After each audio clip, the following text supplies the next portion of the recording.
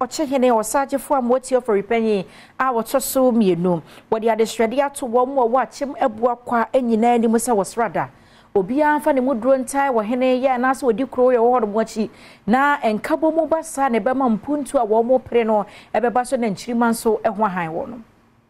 Siakwa eni nifa division ewo Akyem Abuakwa akonya no ada ho beye mfihia beye dumiensani abra da sebre osaberima agyeman a otoso miensa eto anananom ewo nsiedo no Odehyie Osei Fordwuor a ofri Asiakwa ayoko ebusua eso sekan mu ana womo edini si hene abra womo esi ni hene ewiye no Osajefo Amotia forupeni a otoso mienu ede futu ema anananom ahemfu se mentimo wase aya na eba ahenie mu nsem no womo hwe so mbefa kwan paso etu ho anamo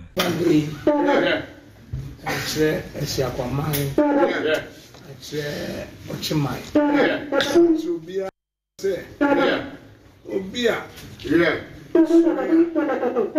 se oni ochimai benya mansu oni ochimai benya tokwa oni ochimai se otwen ya se enchenche wonafi obia no wedding etiefia Bemuhino wo Akyem Abuakwa ensune Adom News nsentwofo twetwe nkomo no wode nsem sei na tudwa ni site Osajefo se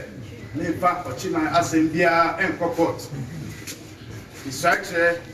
Osajefo se ofena no po rio yimeo senye ya ria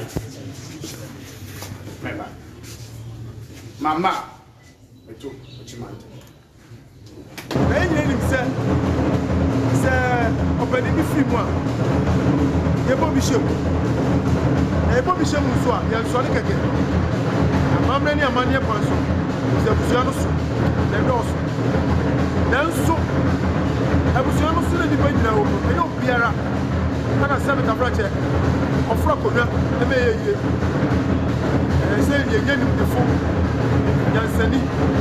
timma in all no e ba kan se hwesuman